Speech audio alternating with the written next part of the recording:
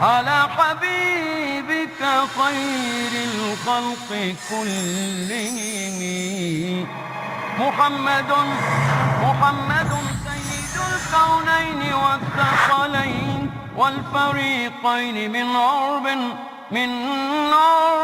ومن عجم هو الحبيب الذي ترجى شفاعته. السلام علیکم ورحمۃ اللہ وبرکاتہ. وعلیکم السلام ورحمۃ اللہ وبرکاتہ. الحمد للہ رب العالمین والصلاة والسلام علی رسولہ الکریم وعلی آلہ وصحبہ اجمعین ومن تبعہ بإحسان الی یوم الدین. اما بعد. محترم بھائیوں اور بہنوں، حدیث کی جو مشہور کتاب ہے بلوغ المرام، اس کا ہم ترتیب کے ساتھ مطالعہ کر رہے ہیں. اس میں بہت سارے مسائل ہیں، خاص طور پر جن کا ہماری روزانہ کی زندگی سے تعلق ہے. اگر بھائی یا بہن کوئی یہ چاہے کہ حدیث کے مطابق، رسول اکرم صلی اللہ علیہ وسلم کی سنت کے مطابق ہماری زندگی بسر ہو، تو اس کے لیے مختلف حدیث کی کتابیں ہیں. ان میں سے ایک بہت ہی بہترین، جامع اور مختصر کتاب یہ ہے بلوغ المرام. اگر اس کو ہم اپنے گھر میں رکھیں، پڑھیں، تو ہم روز مرہ اپنی زندگی قرآن اور حدیث کے مطابق انشاءاللہ تعالی بڑی حد تک بسر کر سکیں گے. اس میں کتاب الصلاۃ، نماز کا طریقہ، نماز کے بعد کے جو طریقے، جو ذکر مسنون وغیرہ ہیں، اس پر تفصیلی بات اس سے پہلے کے لیکچر میں ہو چکی ہے. اب اس کے ساتھ ہمارا جو پچھلا لیکچر تھا سجدہ سہو کے بارے میں، تو اسی کو ہم جاری رکھتے ہیں کہ اگر نماز کے دوران کوئی بھول چوک ہو گئی، کوئی غلطی ہو گئی، تو ہم اس کی کریکشن کیسے کریں گے اور اس کو کیا کرنا چاہیے. تو اس کے لیے بتایا گیا یہ سجدہ سہو. 3 رکعت کی نماز کسی نے 2 پڑھ لی، 2 رکعت والی کسی نے 3 پڑھ دی.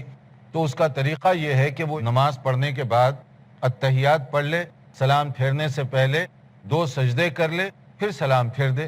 ہو گیا، اس کا جو بھی کمی ہو گئی تھی وہ تلافی ہو جائے گی.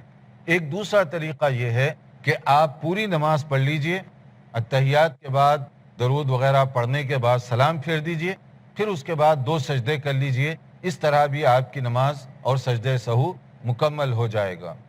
یعنی اس میں بڑی گنجائش رکھی ہوئی ہے، ان دونوں میں سے کوئی بھی عمل کریں. یہ دونوں عمل جو ہے صحیح احادیث کے ساتھ زیادہ وزنی اور زیادہ ثابت ہیں. اب آپ دیکھیے نبی کریم صلی اللہ علیہ وسلم عموماً کس طریقے سے کیا کرتے تھے. جیسے اس میں بتایا گیا کہ ایک مرتبہ ایسے ہوا ان نبی صلی اللہ علیہ وسلم صلی بہم الظہر فقام الرکعتین الاولیین ولم یجلس فقام الناس معه، کہ نبی کریم صلی اللہ علیہ وسلم نے ایک مرتبہ نماز پڑھائی، 4 رکعت کی ظہر کی نماز تھی. دوسری رکعت میں تشہد کے لیے آپ اتفاق سے نہیں بیٹھے. اب صحابہ کرام نبی صلی اللہ علیہ وسلم کو لقمہ دیتے ہوئے تکلف کیے کہ یہ تو نہیں دے سکتے، تو وہ بھی ٹھہر گئے. جب وہ بھی کھڑے ہو گئے تو اس کے بعد میں کیا ہوا، حتیٰ اذا قضى الصلاۃ، جب نماز پوری ہو گئی، وانتظر الناس تسلیمہ کبر وہو جالس، کہ لوگ ابھی توقع رکھ رہے تھے کہ اب سلام پھیر دیں گے. تو نبی صلی اللہ علیہ وسلم نے پھر سے تکبیر کہی. میں نے اتحیات پڑھ لیا، سلام کا انتظار کیا جا رہا تھا، لیکن آپ سلام پھیرنے کے بجائے آپ نے کیا کیا، اللہ اکبر کر کے سجدہ آپ نے کیا. وَسَجَدَ سَجْدَتَيْنِ قَبْلَ أَن يُسَلِّمْ، کہ 2 سجدے آپ نے کیے سلام پھیرنے سے پہلے. ثُمَّ سَلَّمْ، پھر اس کے بعد میں آپ نے سلام پھیرا. تو اس کا معنی کیا نکلا کہ اگر کوئی اس طرح کی بات ہو گئی اور بعد میں آپ کو یاد آیا، تو آپ بعد میں اتحیات تو نہیں پڑھیں گے. صرف اس کا طریقہ یہ ہے کہ سلام پھیرنے سے پہلے 2 سجدے کر لیں، پھر سلام پھیر دیں. اس طرح سے آپ کے لیے مسئلہ ختم ہو گیا. جو دل میں وسوسہ یا ایک ڈاؤٹ پیدا ہو سکتا تھا، وہ ڈاؤٹ اور وسوسہ بھی آپ کا اس کے بعد ختم ہو جانا چاہیے. اور کبھی ایسے بھی ہوا، جیسے اگلی حدیث میں جو بات بتائی گئی ہے کہ اس کا یہ ہے کہ 2 رکعت میں ایک مرتبہ آپ نے سلام پھیر دیا، 4 رکعت کے بجائے 2 رکعت میں سلام پھیر دیا. تو اس کا طریقہ کیا ہے، بعد میں اگر فوری کوئی بتائے تو آپ اسی وقت کھڑے ہو جائیں اور 2 رکعت پڑھ لیں جو کم ہو گئے تھے. مان لیجئے ظہر کی 2 رکعت پڑھی، سلام پھیر دیا، کسی نے لقمہ بھی نہیں دیا، کچھ اشارہ بھی نہیں دیا. سلام پھیرنے کے بعد فوری آپ کو یاد آیا یا کسی نے بتایا کہ حضرت آپ نے تو 2 ہی رکعت پڑھے ہیں، تو فوری طور پر آپ کھڑے ہو جائیں اور جو 2 رکعت چھوٹی تھیں وہ پڑھ لیں اور اس کے بعد میں سجدہ کر لیں. سلام پھیرنے سے پہلے 2 آپ سجدے کر لیں، یہ آپ کے لیے کافی ہو جائے گا، آپ کی نماز پوری ہو گئی۔ جیسے کہا گیا کہ صلی النبی صلی اللہ علیہ وسلم احدی صلاتي العشی رکعتین، نبی کریم صلی اللہ علیہ وسلم نے ایک نماز تھی ظہر یا عصر کی جس کے اندر یہ اتفاق سے 2 رکعت آپ نے پڑھی، ثم سلم، پھر آپ نے سلام پھیر دیا، تو پھر کیا ہوا، ثم قام الى خشبۃ فی مقدمۃ المسجد، پھر ایک لکڑی جو ستون تھا وہاں پر پلر، وہاں پر آپ ٹھہر گئے، کوئی گہری سوچ میں آپ تھے تو وہاں ٹھہر کر آپ کچھ سوچ رہے تھے، تو اس میں فوضع یدہ علیہا، آپ اپنا ہاتھ اس پر رکھ کر کھڑے ہو گئے اور سوچ رہے تھے، اور وہ جو لوگ تھے اس میں ابو بکر و عمر رضی اللہ عنہما بھی موجود تھے، صحابہ، لیکن وہ لوگ ڈرے سہمے ہوئے تھے کہ اب نبی صلی اللہ علیہ وسلم کو جا کر بولیں کہ حضرت یہ بات ہو گئی، تو وہ ذرا چوکنا تھے، دیکھ رہے تھے کہ ماجرا کیا ہوا، تو وہ لوگ کوئی بات نہیں کر رہے تھے، تو اس میں کیا ہوا، وَخَرَجَ سَرْعَانَ النَّاسِ فَقَالُوا، کچھ لوگ نکل گئے مسجد سے اور کچھ لوگوں نے کہا اقصرت الصلاۃ، کیا نماز کم ہو گئی یا کیا ہے، آپس میں بول رہے ہیں، نبی کو نہیں، آپس میں بات کرتے ہوئے شاید نماز کم ہو گئی یا کوئی بات ہو گئی، لیکن وہ چلے گئے مسجد سے باہر، کچھ وہیں پر ٹھہرے رہے۔ اب اس کے بعد یہ ہوا کہ وَرَجُلٌ يَدْعُوهُ النَّبِي صلی اللہ علیہ وسلم ذَا الْيَدَيْنِ، ایک صحابی تھے جن کو نبی صلی اللہ علیہ وسلم محبت سے 2 ہاتھوں والے کہتے تھے۔ اب کسی کے 3 ہاتھ تو نہیں ہے نا، ہاتھ تو سب کے 2 ہیں، لیکن بعض اوقات محبت اور پیار سے کہتے ہیں کہ آئیے وہ ذو الیدین، یعنی 2 ہاتھوں والے تشریف لائیے، تو آپ نے مختلف صحابہ کو پیار و محبت اور شفقت سے مختلف لقب دیے تھے، جیسے حضرت ابو ہریرہ، اب ہریرہ ان کا اتنا مشہور ہو گیا کہ اصل نام سے کم ہی لوگ واقف ہیں، سبھی لوگ ان کو ابو ہریرہ کہنے لگے، بلی سے ہو سکتا محبت تھی تو نبی صلی اللہ علیہ وسلم نے ان کے لیے یہی بات کہی تو وہ بہت فیمس ہو گئی۔ اسی طرح سے دیکھیں ابو التراب، حضرت علی رضی اللہ عنہ کو ایک مرتبہ بیٹھے ہوئے تھے، مٹی ان کے بدن پہ لگ رہی تھی، تو آپ نے فرمایا کہ قم یا ابو التراب، کہ ابو تراب اٹھو، یہ کیا مٹی میں سارا جسم لگائے ہوئے ہو۔ وہ ابو التراب ان کو اتنا پسند آ گیا کہ لقب ہی پڑ گیا ان کا ابو التراب۔ تو اس طرح کے القاب نبی صلی اللہ علیہ وسلم پیار اور محبت سے صحابہ کو بلایا کرتے تھے، جس میں ان کی توہین نہیں ہوتی، انسلٹ نہیں ہوتی، بلکہ وہ زیادہ اس کو خوشی محسوس کرتے تھے، زیادہ آنر محسوس کرتے تھے، اس طرح کے القاب۔ تو اب وہ جو ذو الیدین تھے 2 ہاتھوں والے، انہوں نے بڑے ادب سے پوچھا، اے اللہ کے نبی صلی اللہ علیہ وسلم، انسیت ام قصرت الصلاۃ، کیا آپ بھول گئے آج نماز میں یا اتفاق سے نماز کم ہو گئی؟ پوچھنے کا انداز بھی دیکھیں، پیار بھرا انداز، کہ نماز کم ہو گئی تو پھر تو بات بن گئی ہماری بھی، کہ اللہ کی طرف سے اگر یہ حکم آیا تو 4 کے بجائے آپ 2 پڑھا کریں گے۔ پہلے یہ پوچھ رہے ہیں یا آپ سے بھول تو نہیں ہو گئی؟ تو نبی صلی اللہ علیہ وسلم نے تو جان کر تو کچھ نہیں کیا تھا نا، انجانے میں ہو گئی تھی، تو آپ نے فرمایا لم انسا ولم تخسر، نہ میں نے بھولا ہے نہ نماز کے کم ہونے کا کوئی حکم آیا اللہ کی طرف سے۔ پھر وہ سمجھ گئے اس کا مطلب آپ سے بھول ہوئی ہے، تو انہوں نے کہا قال بلا قد نسیتا، یقیناً آپ سے بھول ہوئی ہے۔ تو نبی صلی اللہ علیہ وسلم نے میک شور کیا اور صحابہ سے، یہ کیا کہہ رہے ہیں ذو الیدین؟ کہا کہ ہاں ایسے ہی ہے، 2 ہی رکعت آپ پڑھائے۔ تو پھر آپ نے کیا کیا، فصلی رکعتین، پھر آپ نے 2 رکعت پڑھائے، ثم سلم، پھر آپ نے سلام پھیرا، ثم کبر، پھر آپ نے تکبیر کہی، فسجد مثل سجودہ او اطول، پھر عام سجدے جیسے کرتے ہیں وہ یا اس سے تھوڑا سا لمبا آپ نے سجدہ کیا، ثم رفع راسہ فکبر، پھر اللہ اکبر کہہ کے آپ اٹھے، ثم وضع راسہ فکبر، پھر آپ نے دوبارہ تکبیر کہتے ہوئے دوسرا سجدہ کیا، فسجد مثل سجودہ او اطول ثم رفع راسہ وکبر، جو نارمل سجدہ ہے وہ یا اس سے تھوڑا سا لمبا سجدہ آپ نے کیا، پھر اس کے بعد میں آپ اللہ اکبر کہہ کے اٹھے۔ تو اس کا مطلب کیا ہے، پہلی حدیث کے مطابق سجدہ سہو سلام پھیرنے سے پہلے آپ نے کیا، دوسری حدیث کے مطابق سجدہ سہو آپ نے سلام پھیرنے کے بعد کیا، تو یہ دونوں حدیث سے اور نبی صلی اللہ علیہ وسلم کی جو پریکٹس ہے اس سے ثابت ہیں۔ اگر کبھی مسٹیک ہو جائے تو ان دونوں میں سے کسی ایک پہ عمل کیا جا سکتا ہے، پورا تحیات وغیرہ پڑھ لیجئے، سلام پھیرنے سے پہلے 2 سجدے کر لیجئے، ہو گیا، یا نہیں سلام پھیر کر اگر آپ 2 سجدے کریں گے تو پھر بھی ہو جائے گا، تو اس طرح سے آپ کے لیے کوئی پرابلم نہیں ہوگا۔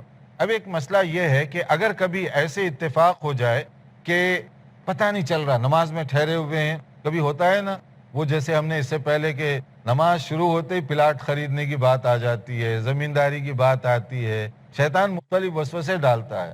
تو کبھی کبھی ایسے ہوتا ہے کہ آدمی کنفیوز ہو جاتا ہے کہ پتہ نہیں 3 رکعت ہوئی یا 4 ہوئی, تو پھر کیا کرنا چاہیے؟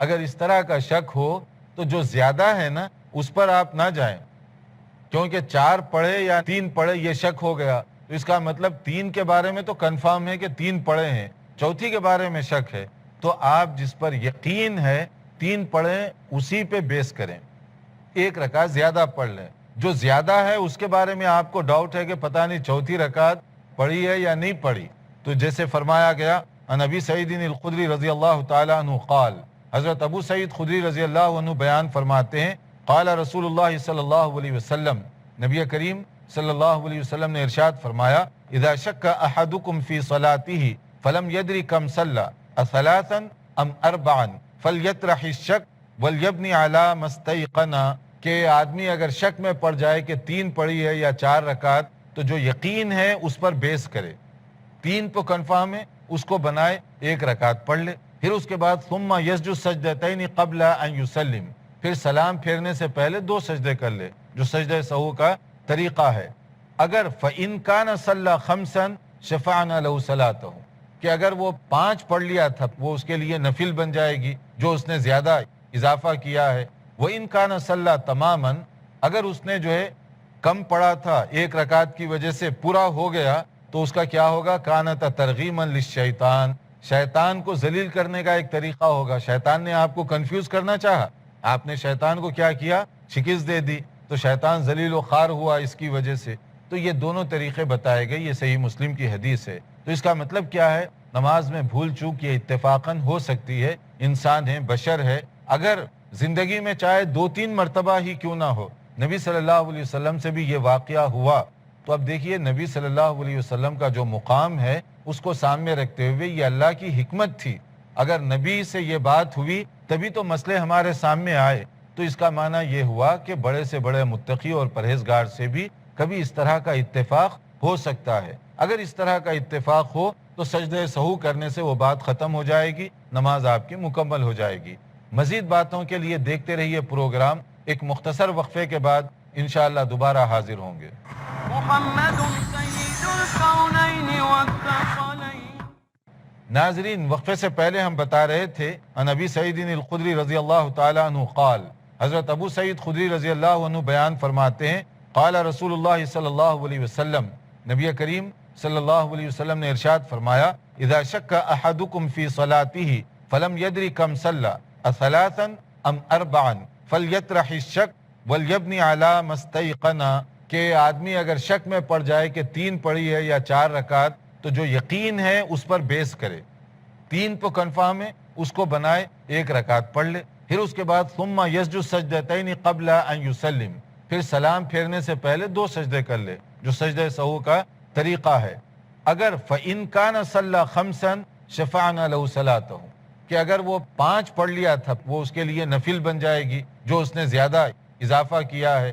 وإن کان صلی تماما, اگر اس نے جو ہے کم پڑھا تھا 1 رکعت کی وجہ سے پورا ہو گیا تو اس کا کیا ہوگا؟ کانت ترغیما للشیطان, شیطان کو ذلیل کرنے کا ایک طریقہ ہوگا. شیطان نے آپ کو کنفیوز کرنا چاہا, آپ نے شیطان کو کیا کیا؟ شکست دے دی, تو شیطان ذلیل و خوار ہوا اس کی وجہ سے.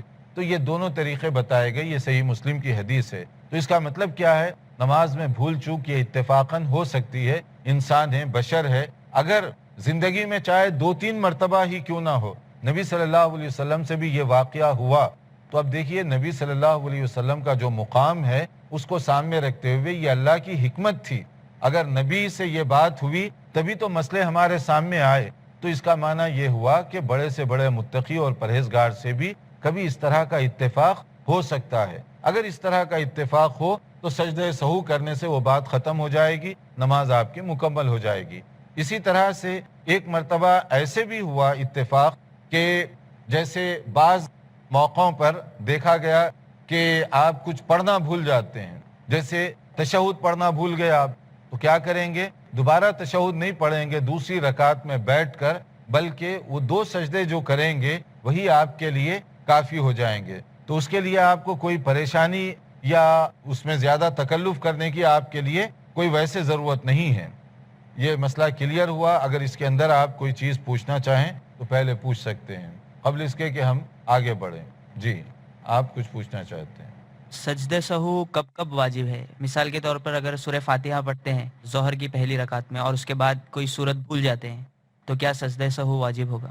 سجدہ سہو کب کب واجب ہے؟ دیکھیے سجدہ سہو اگر نماز کی کوئی اہم اور مسنون چیز جو ہے اس کو چھوڑ دیتے ہیں، بھول جاتے ہیں، تو اس وقت آپ کو سجدہ سہو کرنا چاہیے. اور اگر نماز پوری ہونے تک بھی آپ کو یاد نہ آئے تو پھر تو کوئی سجدہ سہو نہیں ہے آپ کے لیے.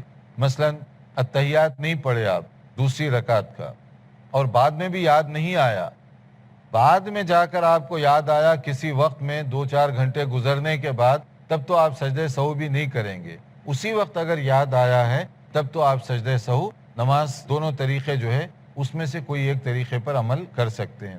کوئی بھی اہم چیز چھوٹ گئی پھر آپ سجدہ سہو کر سکتے ہیں. جیسے 2 رکعت والی نماز 3 ہو گئی، 3 رکعت والی 2 ہو گئی، تب بھی آپ سجدہ سہو کریں گے. اور کوئی بات ہے اس میں؟ جی آپ کچھ. شیخ میرا سوال یہ ہے کہ سورہ جو ہے تو ترتیب وار نہیں پڑھا جائے تب جو ہے تو سجدہ سہو ہو سکتا ہے؟ دیکھیے قرآن کریم کی صورتیں اگر ترتیب سے نہ پڑھی گئی ہوں تو کیا سجدہ سہو اس کے لیے ضروری ہے؟ مثلا قل اعوذ برب الناس اور قل اعوذ برب الفلق ہے، تو قل اعوذ برب الناس آپ پہلی رکعت میں پڑھ لیے، پھر قل اعوذ برب الفلق دوسری رکعت میں پڑھیں، الٹا ہو گیا نا. پہلے قل اعوذ برب الفلق پڑھنا چاہیے پھر قل اعوذ برب الناس، مگر آپ الٹا کر لیے، تو کیا ایسی صورت میں سجدہ سہو ہے؟ بالکل نہیں ہے. بہتر ہے، مناسب ہے کہ آپ ترتیب کے ساتھ پڑھیں قرآن کریم، لیکن اگر ترتیب آگے پیچھے ہو جائے تو اس کی وجہ سے کوئی سجدہ سہو نہیں ہے. سجدہ سہو 2 طریقوں سے کرنا یہ زیادہ مسنون ہے اور احادیث میں جس کی زیادہ دلیل دی گئی ہے، تو ہم آپ سے پوچھنا چاہیں گے کہ وہ 2 طریقے کیا ہیں. کوئی بھی ایک ساتھی اس کو بتا دے تاکہ بات مزید کنفرم ہو جائے. کوئی آپ بتائیں. جی. تشہد کے بعد سلام پھیرنے سے پہلے 2 سجدے کر لے، یہ اس کی پہلی صورت ہے، اور دوسری صورت یہ ہے کہ سلام پھیرنے کے بعد بھی وہ 2 سجدے کر سکتا ہے. پورا تحیات وغیرہ پڑھنے کے بعد جب ریڈی ہے سلام پھیرنے پر تو سلام نہ پھیرے بلکہ 2 سجدے کرے پھر سلام پھیر دے. ایک طریقہ یہ ہوا. اور دوسرا طریقہ یہ ہے کہ سلام پھیر دے پھر اس کے بعد الگ سے 2 سجدے کرے. دونوں طریقوں میں سے آپ عمل کر سکتے ہیں، دونوں طریقے درست ہیں. اب آئیے اس کے بعد ایک اور چیز ہے سجدہ تلاوت جس کو کہا جاتا ہے. سجدہ تلاوت عام طور پر وہ سجدہ ہے جو قرآن کریم کی بعض صورتیں جیسے ہم پڑھتے ہیں تو اس موقع پر وہ کرنا چاہیے. یعنی بعض آیات جن کا تعلق خاص بعض صورتیں ہیں یا بعض آیات ہیں جن میں لکھا ہوتا ہے سائڈ میں سجدہ، اس کو کہتے ہیں سجدہ تلاوت. یعنی ریسیٹیشن کے دوران اگر آپ وہ آیت پر سے گزرے جس کے بارے میں سجدہ کرنے کا حکم دیا گیا تو اس آیت کی تلاوت کے بعد آپ کو سجدہ کرنا چاہیے. اس کو کہتے ہیں سجدہ تلاوت. تو قرآن کریم میں مختلف جگہوں پر اس کا ذکر کیا گیا، یعنی مختلف سجدے ہیں قرآن کریم میں. کل سجدے جو ہیں قرآن کریم میں جو ذکر کیے گئے جس کی مختلف ائمہ محدثین اور فقہاء نے تائید کی ہے وہ کتنے ہیں؟ کل 15 سجدے ہیں. یعنی قرآن کریم میں 15 ایسے مقامات ہیں کہ اس آیت پر سے آپ کا گزر ہو تو سجدہ تلاوت وہاں پر کرنا چاہیے. اور اگر اس آیت پر سے آپ گزریں سجدہ نہ کریں تو ایک ایسی چیز جو بہت ہی مسنون ہے اور نبی صلی اللہ علیہ وسلم اس کے بارے میں اہتمام فرمایا کرتے تھے وہ آپ چھوڑنے والے بنیں گے. یہ بھی شرط نہیں ہے کہ سجدہ تلاوت کے لیے وضو ہو. مثلا ایک قاری پڑھ رہا ہے، آپ کا اس وقت وضو نہیں تھا، اچانک وہ سجدے کی آیت سے گزرا اور اس نے سجدہ کیا تو آپ بھی اسی وقت سجدہ کر سکتے ہیں. وضو کی حالت میں کریں تو یہ زیادہ بہتر اور صحیح طریقہ ہوگا. لیکن سجدہ تلاوت کے لیے وضو شرط نہیں ہے، کیونکہ سننے والے تو کسی بھی حالت میں سن سکتے ہیں. جب وہ پڑھنے والا ہے اس کے لیے یہ سب مسائل ہیں. سننے والا تو کسی بھی کنڈیشن میں ہو سکتا ہے.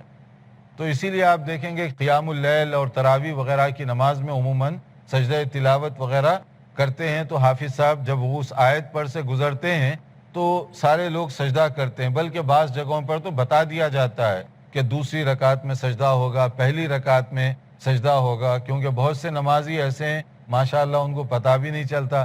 تو اب وہ حافظ صاحب جا رہے ہیں سجدے میں، سب رکوع میں چلے گئے، اب وہ اللہ اکبر کہہ کے سجدے سے اٹھتے تو پھر لوگوں کو اب معلوم ہوتا ہے کہ اب ہم سمیع اللہ کہیں، اللہ اکبر کہیں یا ہم پھر رکوع کریں. تو اس طرح سے اکثر مساجد میں یہ گڑبڑ چلتے رہتی ہے کہ حافظ صاحب سجدے میں، کچھ لوگ سجدے میں، کچھ لوگ دیکھ رہے ہیں ان کو آگے پیچھے، کہ آدھی مسجد سجدے میں اور آدھی ویسی ٹھہری ہوئی ہے.